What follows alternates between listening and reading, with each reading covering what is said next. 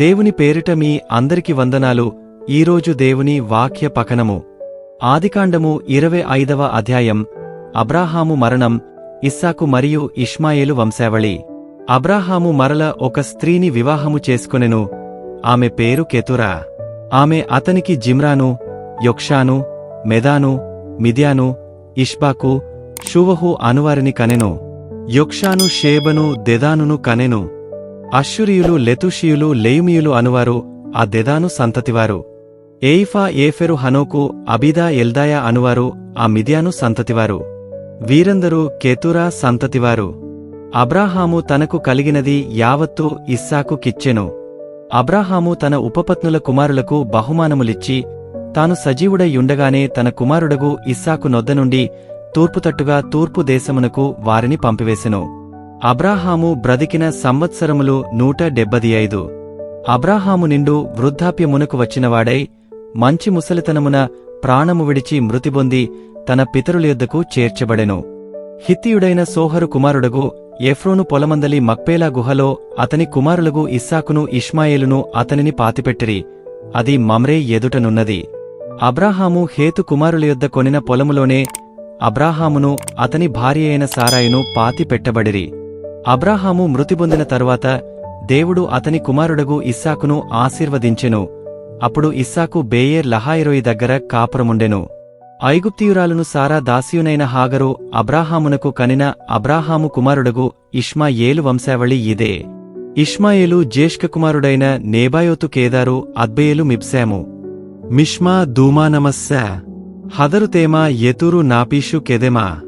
ఇవి వారి వారి వంశావళుల ప్రకారము వారి వారి పేరుల చొప్పున ఇష్మాయేలు కుమారుల యొక్క పేరులు వారి వారి గ్రామములలోనూ వారి వారి కోటలలోనూ. ఇష్మాయేలు కుమారులు వీరే, వారి పేరులు ఇవే. వారి వారి జనముల ప్రకారము వారు 12 రాజులు. ఇష్మాయేలు బ్రతికిన సంవత్సరములు 137. అప్పుడతడు ప్రాణము విడిచి మృతిబొంది తన పితరుల యొద్దకు చేర్చబడెను. వారు అష్షూరునకు వెళ్ళు మార్గమున హవీలా మొదలుకొని ఐగుప్తు ఎదుటనున్న షూరు వరకు నివసించువారు. అతడు తన సహోదరులందరి ఎదుట నివాస మేర్పరచుకొనెను. అబ్రాహాము కుమారుడగు ఇస్సాకు వంశావళీదే. అబ్రాహాము ఇస్సాకును కనెను. ఇస్సాకు పద్దనరాంలో నివసించు సిరియావాడైన బెతుయేలు కుమార్తెయును, సిరియావాడైన లాబాను సహోదరియునైన రిబ్కాను పెండ్లి చేసుకున్నప్పుడు 40 సంవత్సరములవాడు. ఇస్సాకు భార్య గొడ్రాలు గనుక అతడు ఆమె విషయమై యెహోవాను వేడుకొనెను. యెహోవా అతని ప్రార్థన వినెను గనుక అతని భార్య యైన రిబ్కా గర్భవతి ఆయెను. ఆమె గర్భములో శిశువులు ఒకనితో నొకడు పెనుగులాడిరి గనుక ఆమీలాగైతే నేను బ్రతుకుట ఎందుకని అనుకుని ఈ విషయమై యెహోవాను అడుగవెళ్ళెను. అప్పుడు యెహోవా ఆమెతో నిట్లనెను, 2 జనములు నీ గర్భములో కలవు, 2 జనపదములు నీ కడుపులో నుండి ప్రత్యేకముగా వచ్చును. ఒక జనపదం కంటే ఒక జనపదము బలిష్టమై యుండును. పెద్దవాడు చిన్నవానికి దాసుడగును అనెను. ఆమె ప్రసూతి కావలసిన దినములు నిండినప్పుడు ఆమె గర్భమందు కవలవారు ఉండిరి. మొదటివాడు ఎర్రనివాడుగా బయటికి వచ్చెను. అతని ఒళ్లంతయు రోమ వస్త్రంవలె నుండెను గనుక అతనికి ఏశావు అను పేరు పెట్టిరి. తరువాత అతని సహోదరుడు బయటికి వచ్చి నప్పుడు అతని చెయ్యి ఏశావు మడిమెను పట్టుకుని యుండెను గనుక అతనికి యాకోబు అను పేరు పెట్టబడెను.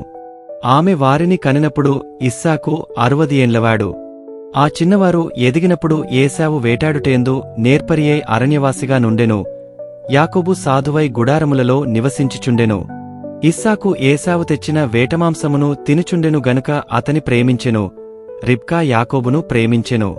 ఒకనాడు యాకోబు కలగుర వంటకము వండుకొను చుండగా ఏశావు అలసినవాడై పొలములో నుండి వచ్చి, నేను అలసియున్నాను, ఆ ఎర్రెర్రగానున్న దానిలో కొంచెము దయచేసి నాకు పెట్టుమని అడిగెను.